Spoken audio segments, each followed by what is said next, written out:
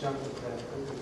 Hi, I'm a member of the SRC and a member of the University Law Student Society, and I was just wondering, obviously there has been a small response rate from the university students to the survey, and I was wondering whether or not the university had thought at all about gaining a bit more of a student input into how staff should be divided by going through some of the societies that actually represent the students in terms of their consultation.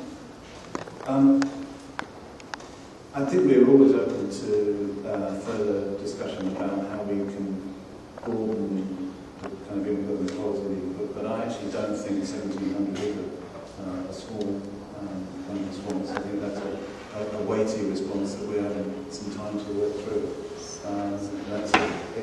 It's not. The other thing is what we're clear on. We're getting, and we can provide the data on this. We're getting substantial responses from across the UTAS community.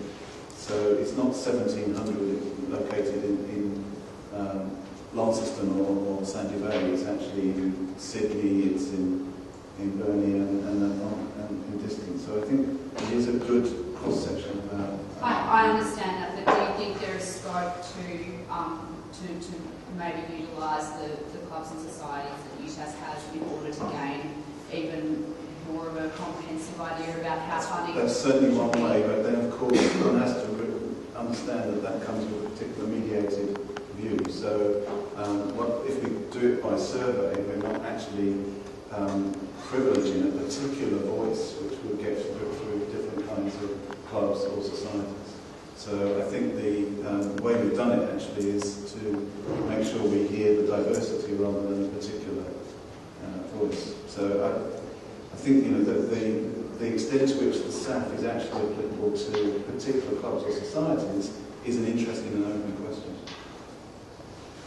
A comment.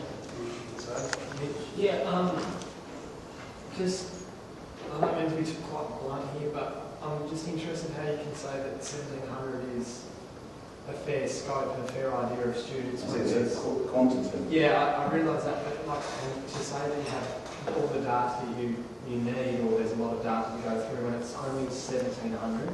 Also, the survey was put out before SSAF was really a talking point amongst the students. It's now that it's a talking point. It's now that the students are informed, and as you can see from the Q&A like this one before us, it's now that the students are active and actually know what they're talking about. Perhaps now, for example, the TUU survey would be more relevant than one if you Scotland measure 1,700. Yeah. I think I've answered the point. We're open to discussions about ways of improving the input, but 1,700 qualitative responses is not a small survey or a small task in terms of analysing the outcomes. I should say that we are, we're certainly on par with most other universities in terms of the degree of consultation. But I think like 1,700, yes, is quite a fair, significant amount of number. If you're doing it out of a pool of 2,000, that's a significant number. But in the context of how many students we have here, it's quite small, it's marginal. So I understand, and there's no need to continue to answer this, but I understand that, yes, you're going to continue the consultation process, but a base of 1,700 is never enough. No, but the other point is that the discussions now move on to a clearly focused discussion with the TUU, and the TUU survey and the TUU reach into their communities broadens that consultation and broadens it beyond the 1,700. At one level, we have to do this in a manageable way. So that, I think, is the university's position. We've done what we feel we're obliged to do, which is to consult the wide student community. We're also engaging with the consultations with the representative body, the peak body. And really, I think it's our expectation that the peak body will be bringing a broader student perspective into that discussion. Yeah, so I've got probably three things to say. One is a question: how many students are there at UTAS? In terms of the total student number or the right. so head count? Yep. 22, 23, that one. Thousand. Yeah. Okay, so I agree with 5 people that have said in this room that 1,700 out of 22,000 is not a majority. You got that quite clear. I never said it was a majority. Well, you said you've got an idea of what the major student feeling is. No, I said very carefully Okay. that we have got feedback that is proportionate across the distributed university.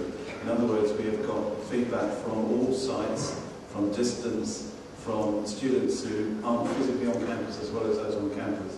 And I don't know exactly the relative proportion, but it probably is proportionate to the volume of students in each of those different locations. So that's not saying that it's the majority, and I think it would actually be an extraordinary survey of this kind that actually produces a majority. Well, I think for $1.5 million, you probably want more than that. If you guys have on there, 7% population.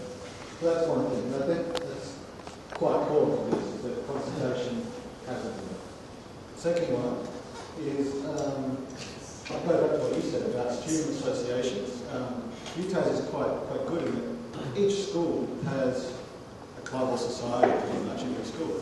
And it has their finger on the pulse of what's happening in there. And yeah, they feed into the TUU.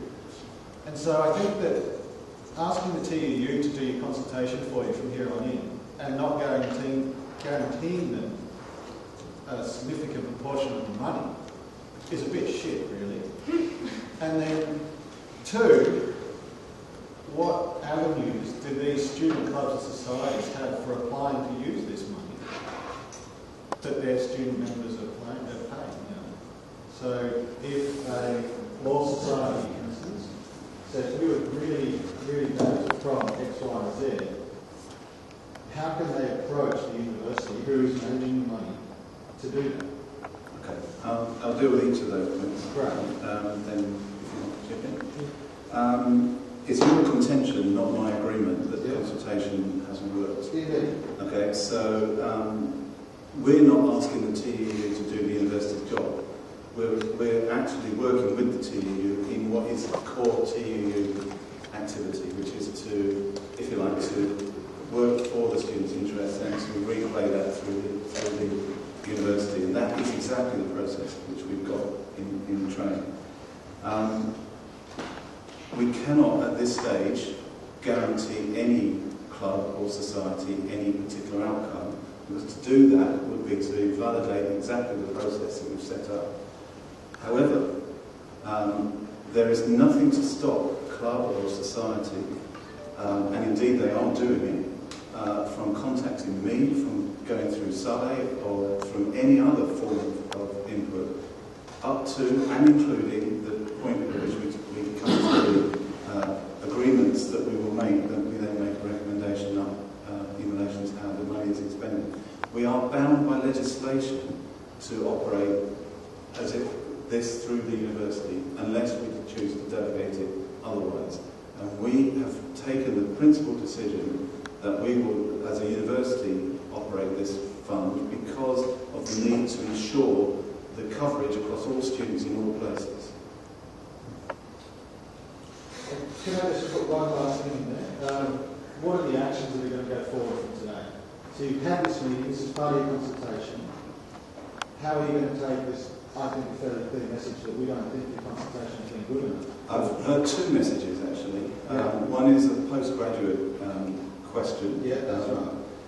And one is a broader question about the process of consultation. Yeah. Both of those I'll take forward. I think the postgraduate one is one that we will have to talk to both Harry and to Dean of Graduate Research about the processes by which we might be assured of the services and, if you like, that will come out of this. The broader process of consultation, I'd go back to the point I've already made, which is I don't agree with your contention it hasn't worked.